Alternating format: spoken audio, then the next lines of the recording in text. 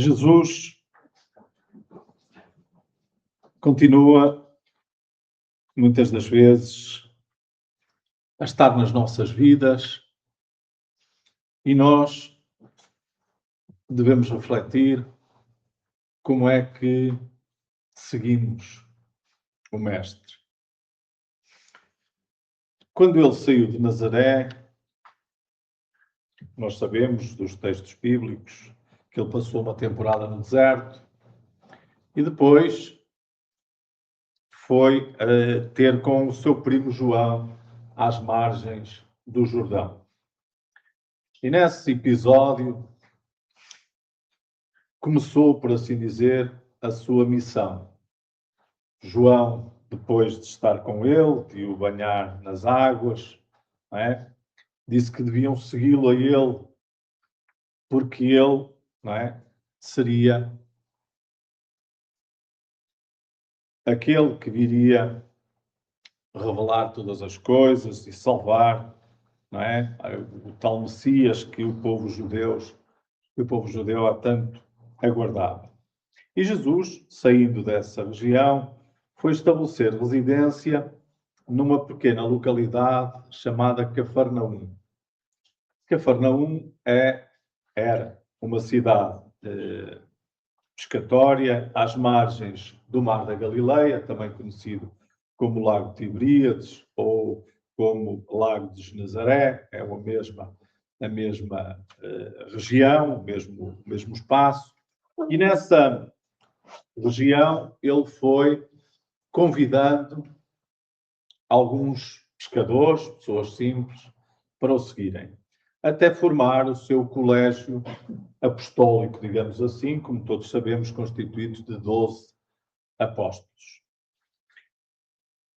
Nesses primeiros dias da sua missão, em que ele foi constituindo esse colégio, naturalmente que ele já fazia pregações, já fazia curas, e, portanto, já havia no ar um burburinho sobre um profeta novo que estava por aquelas regiões. E num desses dias, Jesus reuniu-se em casa de Pedro. Normalmente era onde ele pernoitava, em casa de Pedro, Simão Pedro, que era uma casa como as casas daquela época. Normalmente eram casas retangulares, só de um piso, e na cobertura tinham uma abertura, a cobertura era plana, não chovia muito naqueles locais, como agora, também não chove muito ainda naquela região. E então, essa abertura que havia na cobertura servia para que a brisa do lago penetrasse o interior da casa e refrescasse esse interior. Então, nesse dia, Jesus estava no interior da casa e toda a casa estava repleta de pessoas. Não cabia lá mais ninguém. Todos iam à procura de escutar aquilo que Jesus tinha para dizer. Mas a multidão era tão grande que no exterior da casa também não se conseguia romper. Era muita gente que ali se juntava para escutar Jesus. E Jesus, nessa pregação, diz às pessoas que ali se encontram: eu vos dou a minha paz. A paz de Jesus não é a paz que nós conhecemos. A paz que nós conhecemos, normalmente, é o que existe entre os conflitos, né? Entre as guerras, entre as batalhas. São aqueles momentos transitórios que nós temos vindo, né, da história, vendo que surgem, depois passado um tempo acaba, volta outra vez a haver conflitos, depois volta a haver novamente tréguas. A paz de Jesus não é essa. A paz que Jesus oferecia era a paz de um coração puro. Era a paz de quem tinha o entendimento sobre a vida. Era a paz de um espírito perfeito. E aqueles que ali estavam a escutá-lo dificilmente compreenderiam, como nós talvez agora ainda não consigamos compreender que paz é essa que Jesus nos oferece, não é? Nas nossas vidas também.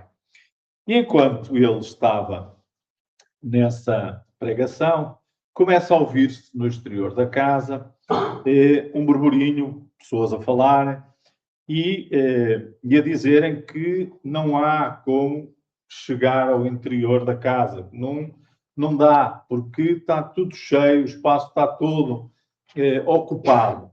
O que é que estava a acontecer? Alguém se aproximou da casa de Simão, porque sabia que Jesus lá estava nessa hora, e trazia uma esteira com um homem deitado nessa esteira. E queriam levar esse homem doente ao interior, à presença de Jesus. Mas o povo que se amontoava junto à habitação não deixava-os passar, porque também eles queriam chegar lá dentro e não conseguiam. Então, as pessoas que transportavam essa esteira tiveram a brilhante ideia de vamos subir a escada lateral da casa e vamos pelo telhado, não é? Pela cobertura, tem a abertura, vamos descer este homem pela cobertura. E assim fizeram. As 4 pessoas que o transportavam foram até à cobertura, com a ajuda de umas cordas, desceram aquele homem para o interior da sala onde Jesus estava a pregar. Quando pousaram a esteira e o homem no chão, Jesus olhou para aquele homem e disse-lhe: Natanael, que queres de mim? O que queres de mim? E o homem, olhando para Jesus, diz: Eu quero que tu me cures. E depois parou e disse: Como sabes o meu nome? E Jesus disse-lhe: O bom pastor conhece todas as suas ovelhas. Eu conheço-te desde sempre. Natanael, o que queres de mim? E então, aproximando-se do homem que era paralítico e que já estava naquela condição há mais de 25 anos, olhando-o, disse-lhe: Os teus pecados te são perdoados. Levanta-te e anda. E conforme ele disse isso, surgiram logo no interior da habitação mais uns burburinhos. Como é que é possível este homem perdoar os pecados a alguém? E então, Jesus, que conhecia as pessoas que ali estavam e que também percebeu os pensamentos dessas pessoas, virou-se e disse: O que é mais fácil? Dizer os teus pecados te são perdoados ou levanta-te e anda? E depois, virando-se novamente para Natanael, disse: Em nome do meu Pai, eu te ordeno, levanta-te e anda. E aquele homem, que há 25 anos se encontrava imobilizado, tentou colocar-se de pé. Naturalmente que as pernas fraquejaram porque já não suportavam o peso do corpo há muitos anos.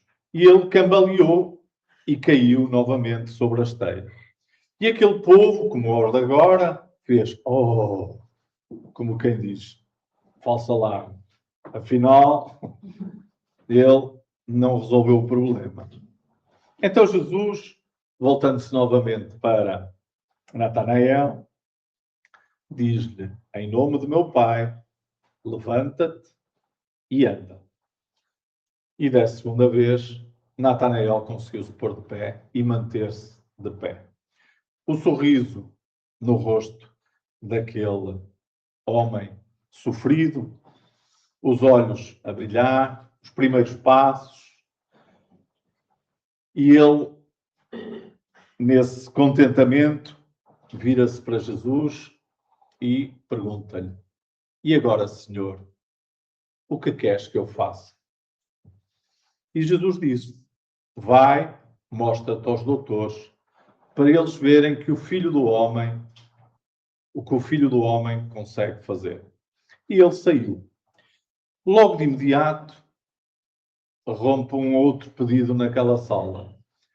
Senhor, ajuda-me. Eu sou leproso. Cura-me das minhas feridas, da minha doença. E Jesus, aproximando-se dele, tocando nas feridas do seu corpo, curou aquele homem. Logo de seguida, uma mulher. Senhor, Senhor, a minha filha é cega. Por favor, tem compaixão. Ajuda-a. Faz com que ela veja. E Jesus, novamente, se aproximou daquela jovem e curou-a, fazendo com que ela visse. E assim prosseguiu mais um pedido, outro pedido. À porta encontrava-se Simão Pedro a assistir àquilo que acontecia na sua casa e pensava para consigo: que feliz que eu sou, porque o Mestre escolheu a minha casa para realizar estas curas, para ensinar estas pessoas. Como eu sou abençoado por poder tê-lo aqui comigo na minha casa.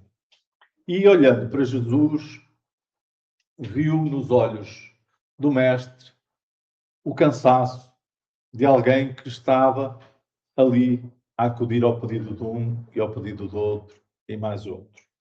E então virou-se para todas as pessoas que estavam ali e disse: por hoje está terminada a reunião. O mestre está cansado, precisa de repousar e por isso vos peço que saiam.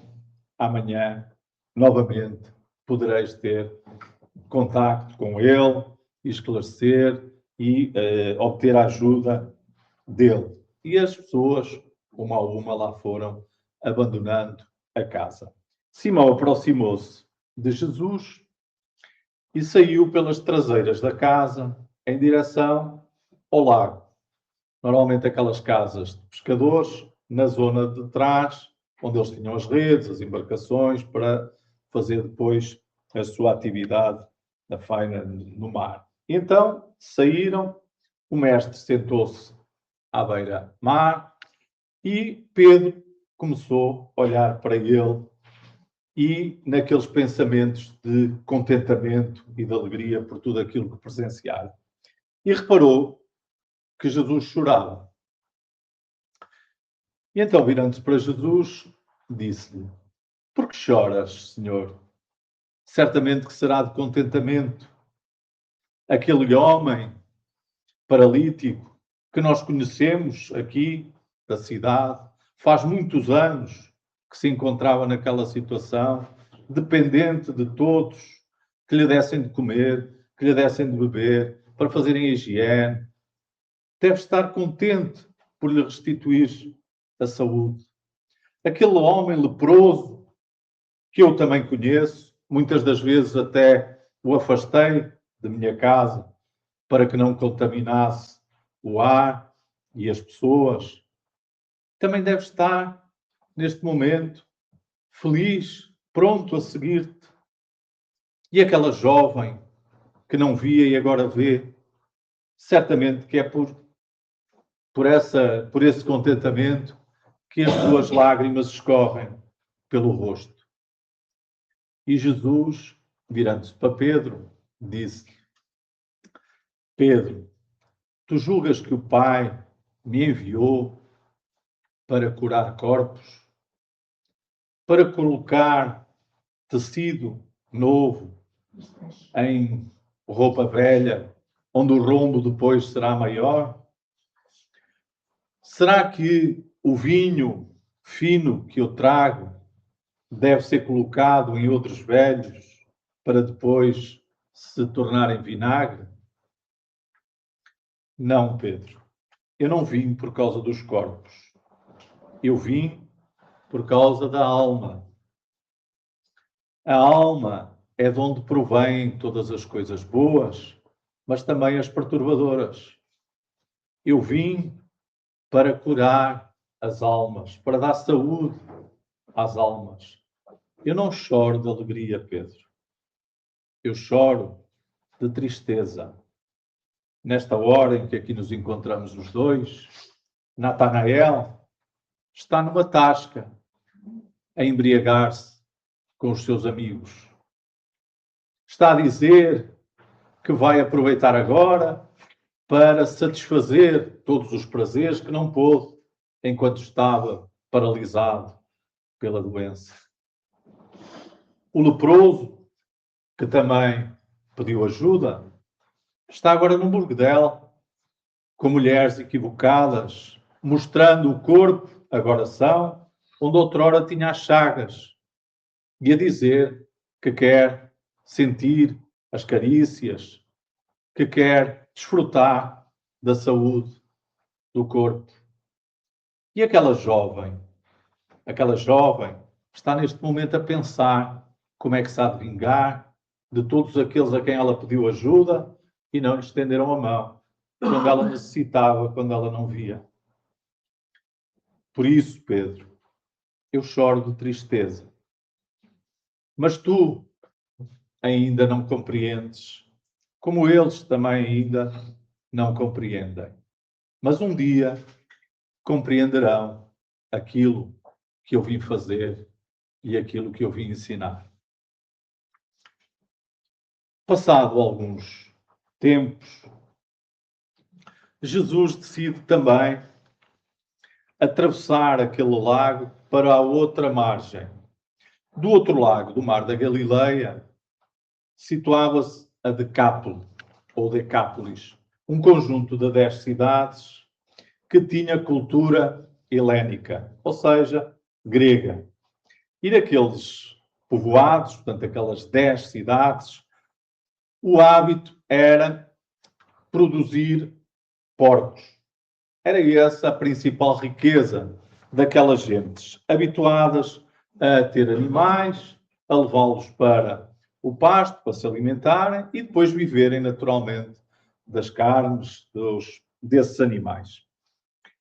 Os judeus tinham um ódio desses povos, precisamente por causa do preceito mosaico que fazia com que a carne de porco fosse considerada imunda. Ela era imunda em termos de matéria, de carne, mas também em termos religiosos. Aquilo que era considerado impuro nos textos da lei mosaica. E, portanto, eles consideravam aquele povo como um povo atrasado, não é? Como um povo pecador que se dedicava àquilo. Mas Jesus veio para toda a gente. Jesus, quando veio à Terra, veio para trazer a mensagem para toda a gente. Ele não tinha inimigos. Ou seja, podia haver pessoas que não gostavam dele e que eram inimigas dele. Mas Jesus nunca se permitiu a ser inimigo de ninguém. Porque nos compreendia. Compreendia-nos as nossas fraquezas, compreendia-nos o nosso estado evolutivo, compreendia perfeitamente que ainda éramos, ainda somos, imperfeitos. E, portanto, ele saberia que, com o tempo, nós iríamos aprendendo e iríamos modificar-nos. Então pegou nos 10 apóstolos, nos 12 apóstolos, e em 3 barcas decidiram atravessar o lago de Genezaré e ir para a outra margem. Quando chegaram na outra margem, o relevo era muito acidentado. E, portanto, eles tinham que subir umas escarpas até chegar à parte mais plana, onde depois podiam caminhar em direção às cidades. Ele ia à primeira cidade dessas 10. Quando começaram a subir essas escarpas, essas encostas, até chegar lá em cima. Do meio de uma dessas encostas saiu um homem gritando. O aspecto dele era grotesco. Cabelos desgrenhados, esquálido, sujo, com pouca roupa, os dentes salientes da face e gritando para Jesus, disse-lhe: Jesus de Nazaré, que tens tu contra nós? Jesus parou, voltou-se para esse homem e perguntou-lhe: quem és tu? E a resposta foi enigmática. Nós, que somos muitos, somos legião. Que vens tu aqui fazer? Que queres tu com estas gentes? Porque vens cá para falar com estes desventurados. O que queres deles? Como te atreves a enfrentar-nos a nós? E Jesus, olhando aquele homem, virando-se para ele, diz-lhe: Legião, eu te ordeno em nome de meu Pai. Não, não, respondem eles. Não me expulses deste homem. Não nos envies para o abismo. Não nos envies para as regiões infernais. Faz com que nós nos incorporemos daqueles porcos que ali estão e não nos expulses para essas regiões. E Jesus, olhando para ele, sereno, diz: Legião, em nome de meu Pai, eu te ordeno, sai desse homem. O homem cambaleou, rebolou no chão como se estivesse a ter uma convulsão, um ataque epilético, e depois serenou, a transpirar do rosto, ajoelhou-se aos pés de Jesus. Agora, Senhor, que queres que eu faça? E Jesus, olhando para ele, disse-lhe: vai até à cidade e mostra-te aos doutores da lei. Entretanto, aqueles espíritos que estavam ali não se incorporaram dos porcos, porque os espíritos não incorporam em animais. Está bem? Mas a vibração deles, a negatividade deles, perturbou os animais, porque os animais pressentem os espíritos. E então, assustados, eles correram, mas correram na direção errada, correram na direção do lago e precipitaram-se daquelas encostas, daquelas arribas altas e caíram lá embaixo. Naturalmente que quem guardava os porcos ficou perturbado. Lá se foi o ganha-pão dos donos, não é?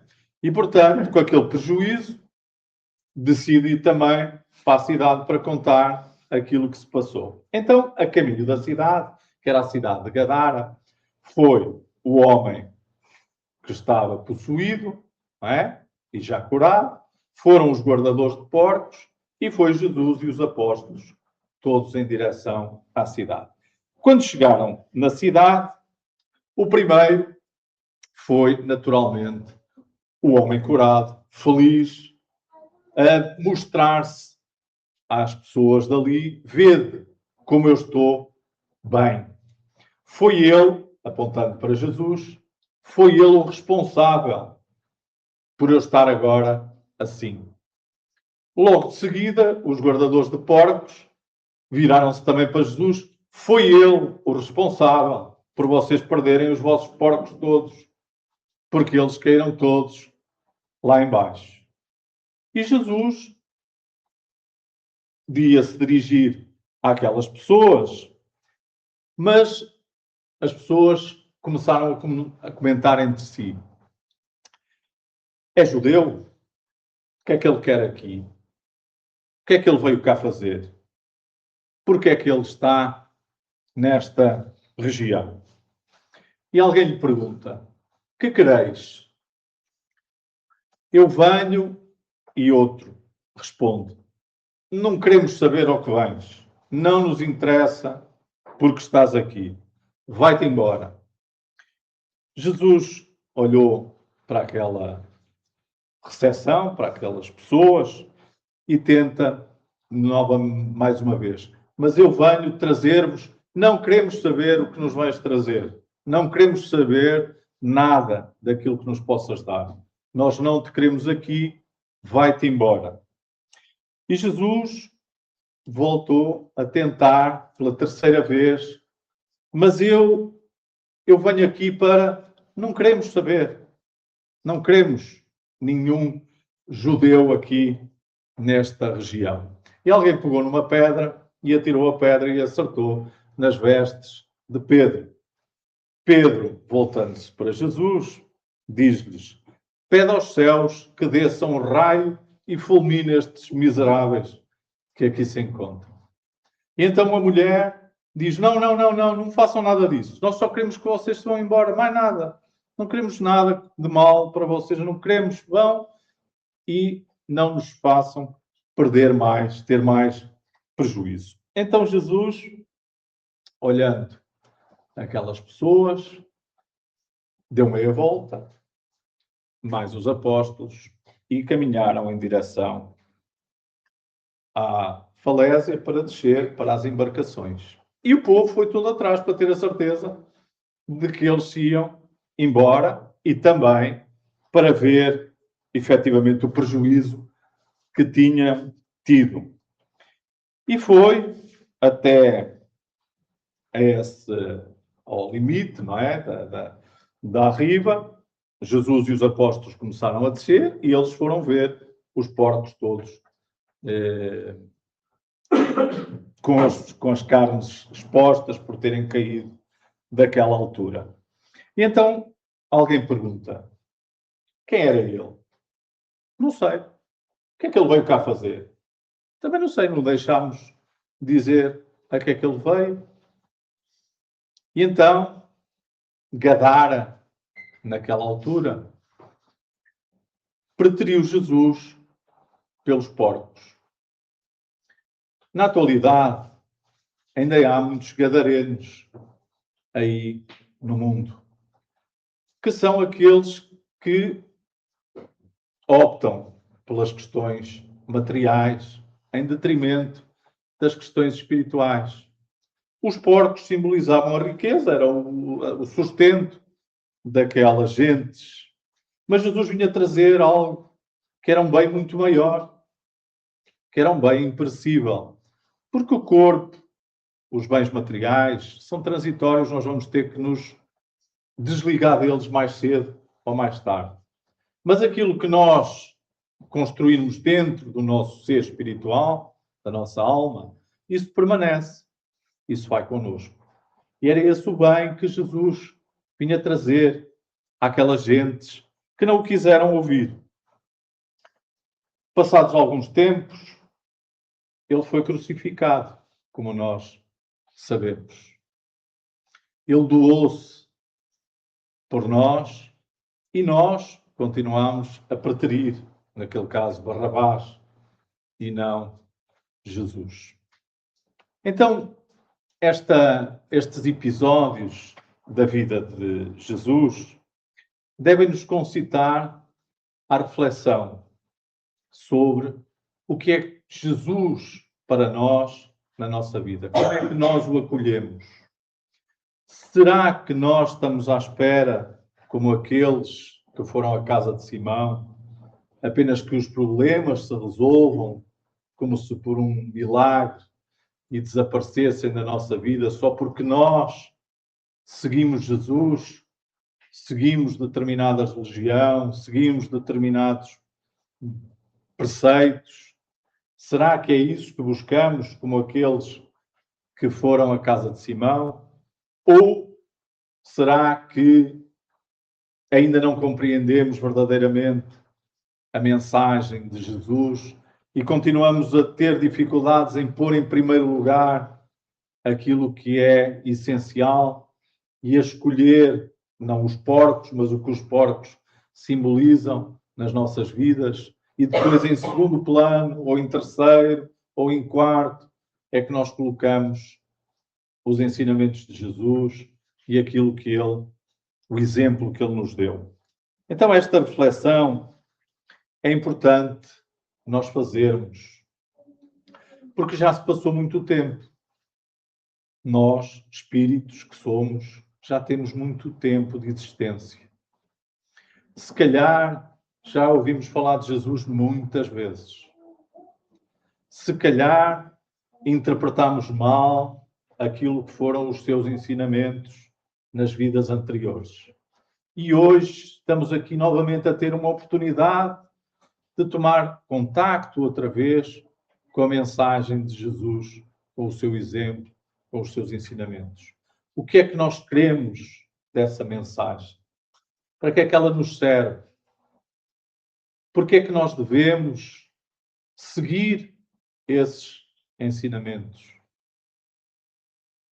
O que é que eles vão mudar na nossa vida, na nossa maneira de ver a vida, na maneira como nós nos comportamos, naquilo que pensamos? Esta é uma reflexão importante que nós temos que ir fazendo diariamente na nossa vida. O que é que Jesus significa para nós? Como é que nós recebemos Jesus na nossa vida? E o que é que nós queremos fazer com os seus ensinamentos? E o que é que ele pode fazer por nós na nossa existência? Jesus ensinou-nos muita coisa, mas em poucas afirmações nós retiramos muito daquilo que é a mensagem que ele nos dá. Jesus precisa de nós. Às vezes a gente pensa que esta afirmação é um bocado um paradoxo, não é? Jesus precisa de nós, mas Jesus precisa de nós. Porque a seara é grande e os trabalhadores são poucos, como ele disse. Ele precisa da nossa palavra, ele precisa das nossas mãos, ele precisa do nosso exemplo, para que a sua mensagem chegue a muito mais pessoas.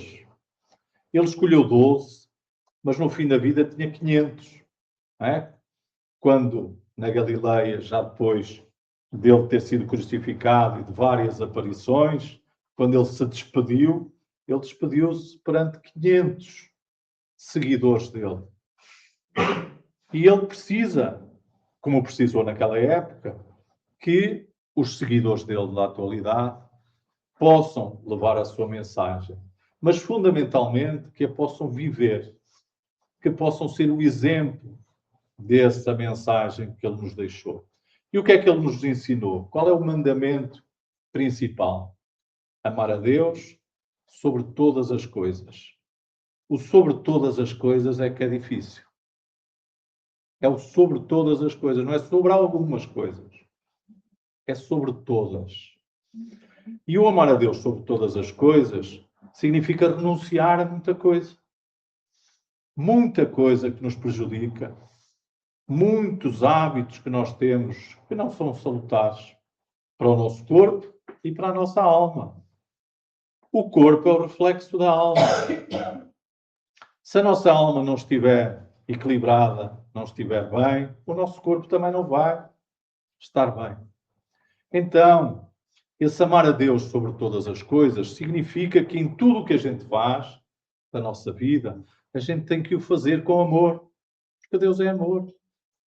O fazer com amor é procurar fazer as coisas bem, sem estarmos sempre a procurar defeitos, a procurar aspectos negativos, a implicar com isto, com aquilo, com o outro, com aquele, não é? A guardar mágoas, ressentimentos. É isso que nós temos que procurar fazer na nossa vida. E depois ele diz a seguir, e amar, não é? O próximo como a si mesmo. Portanto, este mandamento resume tudo aquilo que nós temos para fazer. E ao colocarmos Deus acima de todas as coisas, nós estamos a trabalhar para a saúde da nossa alma. A saúde da nossa alma vai naturalmente ajudar-nos à saúde do nosso corpo. Às vezes nós pensamos que as doenças surgem porque andam, não é, aí os vírus, ou porque é hereditário, ou é genético, ou é o que é. Mas a maior parte das vezes, para não dizer todas, as doenças surgem porque nós somos doentes.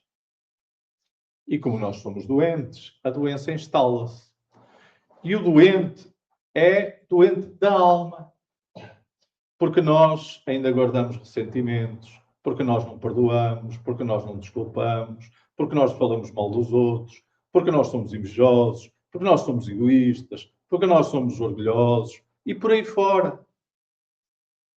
Nós todos ainda temos muitas imperfeições. É um facto. Por isso ainda estamos na Terra. E essas imperfeições tornam-nos doentes e vão fazer com que o corpo adoeça mais cedo ou mais tarde. Então Jesus dizia: bem-aventurados os puros de coração, porque verão a Deus. Ser puro de coração é limparmos a nossa alma dessas impurezas todas, dessas imperfeições. Fundamentalmente, combatermos o orgulho e o egoísmo.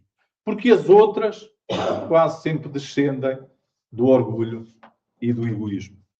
Então, mantermos essa pureza, os pensamentos elevados, a oração, a vigilância, foi tudo ferramentas que Jesus nos deu para nós podermos ter um coração puro. Não vamos ter o coração puro de Jesus a ponto de podermos ter a paz dele. Mas vamos limpando, a pouco e pouco. Um dia chegaremos a ter um coração puro como o dele. É esse o trabalho diário que nós temos para fazer. Muitas das vezes falta-nos a vontade. A gente não quer sair da zona de conforto, a gente não quer mudar hábitos que não são de 20, 30, 40, 50 anos, não, já são de muitos séculos. Porque nós já vivemos antes e tivemos esses hábitos e mantemos esses hábitos. Então é preciso muito esforço, muita força de vontade, muito trabalho. E é isso que a doutrina espírita nos vai dar.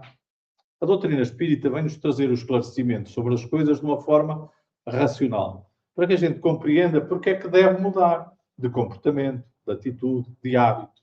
E depois devemos fazer aquilo que a doutrina espírita nos ajuda, que é fundamentado naquilo que Jesus nos ensinou. Ler páginas que tenham conteúdo moral, em vez de ocuparmos a mente com coisas que não interessam para o espírito. Fazer o culto do Evangelho no lar, que é o momento de trazer para dentro de nossa casa os bons espíritos, as boas energias, os bons fluidos. Vigiar constantemente os nossos pensamentos, porque as nossas ações são sempre a consequência dos nossos pensamentos. Portanto, esta prática, o perdão, o amar os inimigos. Quando Jesus diz que nós devemos amar os inimigos, não está a dizer que a gente tem que chegar ao pé de alguém que nos odeia ou que não nos quer bem e fazer dele o maior amigo. Não é isso que Jesus está a dizer. O que Jesus está a dizer é não fazermos o que ele nos faz a nós. É não lhe desejarmos o mal, é não lhe fazermos igual como ele nos faz a nós. Se a gente não fizer o mal àqueles que nos querem mal e que nos prejudicam, já estamos a cumprir o amar os inimigos. O próximo passo vai ser pedir por eles.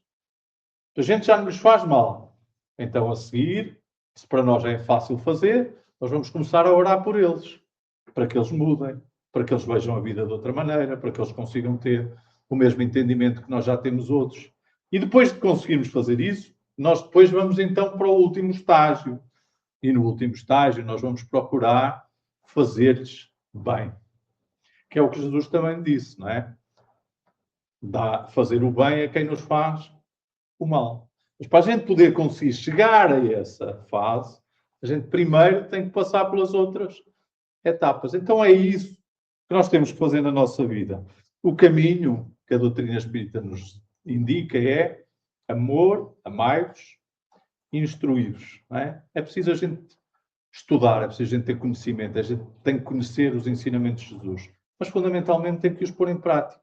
E os ensinamentos de Jesus são o amor, não é? A caridade, a fraternidade, a tolerância, a compreensão, a indulgência, o perdão, tudo isso são filhas dessa virtude maior que é o amor. E depois Jesus disse: se alguém quiser vir após mim, renuncie-se a si mesmo, toma sobre si a sua cruz e siga-me. É isto que é seguir Jesus. É mudar as prioridades. É assumir que nós temos compromissos que estamos no plano físico. Temos a família, temos o trabalho, temos esses compromissos todos e temos o dever de os realizar bem. Terminado esse compromisso, temos o outro maior, que é seguir Jesus. Que é olhar para o próximo, que é ver o que é que nós podemos fazer pelos outros que necessitam, que não conhecem Jesus. A tal afirmação de que Jesus precisa de nós, das nossas mãos, da nossa compaixão, das nossas palavras, às vezes de um ombro amigo, de um alimento. É isso que nós precisamos de fazer e de ocupar um determinado período da nossa vida, para não ser só eu e os meus, que é o que muita gente ainda pensa e faz. Então que Jesus nos abençoe, nos ajude, porque ajuda para que nós possamos segui-lo e vivenciá-lo como ele gostaria que nós o fizéssemos. Obrigado.